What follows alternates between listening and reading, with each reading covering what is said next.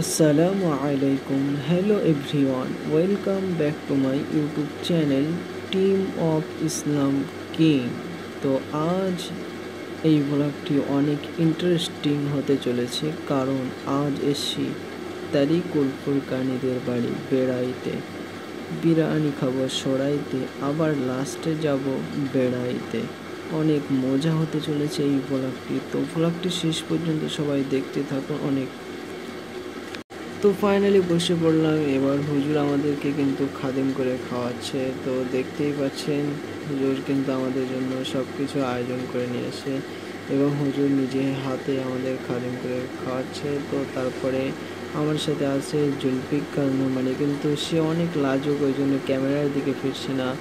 এবং আমাদের সাথে আছে কুদ্দুস, কিন্তু সেও ক্যামেরার দিকে ফিরছে না, মুখে হাত দিচ্ছে। ফাইনালি গাইস হুজুর খেতে বসে পড়েছে এবং দেখতে পাচ্ছ হুজুরকে। তো যারা হুজুরকে চিনতে পেরেছ কমেন্ট করে জানাবে। ফাইনালি গাইস খাওয়া দাওয়া শেষ করে হাত মুখ ধুয়ে পড়লাম শুয়ে। এরপরে কিন্তু বিকালে যাব ঘুরতে। তো শেষ পর্যন্ত ব্লগটি দেখতে থাকো। আসলে ঘুরতে গেলে অনেক মজা হবে, তো আমাদের সাথেই থাকুন। অবশ্যই অনেক ইন্টারেস্টিং এই ভিডিওটি, ভালো লাগবে ইনশাআল্লাহ। তো ফাইনালি গাইস বিকালবেলা আমরা একটু ঘুরতে পার হলাম, আমি এবং তারিকুল ইসলাম ফুরকানি হুজুর এবং জুলফিকার নোমানি, আমিনুর এবং হুজুরের ছেলে। তো আমরা কিন্তু এই কজন শুধুই নয়, আরও অনেকে আছে আমাদের সাথে, দেখতে পাবে শেষ পর্যন্ত ব্লগটা দেখতে থাকলে। আমাদের সাথে কিন্তু আবার হাঁসও আছে কিন্তু গাইস। এবার তো দেখতে পাচ্ছেন আমাদের আসল টিম আসছে। মানে স্ট্যান্ড ফেস্টার নেই, এত সুন্দর করে হাঁটছে, মনে করছে ভীষণ সেলিব্রিটি আমি। তো ফাইনালি গায়ে জলগায়ের দিকে ঘুরতে আসলাম। তো এখানে এসে দেখলাম হুজুরদের বাড়ির পাশে একটি শ্মশান আছে। তো সেই শ্মশানের দরজা খুলে যার মধ্যে ইচ্ছে মতন ঢুকে পড়েছে। তো যেখানে মানুষ পোড়ানো হয় সেখানে আমি যাচ্ছি, দেখাচ্ছি। এই যে জায়গাটা দেখতে পাচ্ছ, এটা হলো এই জায়গাটায় মানুষ পোড়ানো হয়। গাইস এখন আমরা আছি জলকারের পাশে। তো যেটা দেখতে পাচ্ছ ভিডিওতে, এটা হলো সরু খাল, কিন্তু আমরা যাচ্ছি এখন বেড়াইতে বড় খাল। গাইস সবার সাথে চলে আসলাম সেই বড় খালে। দেখতে পাচ্ছেন এই পাশে বড় খাল, এই পাশে কেওড়া গাছ।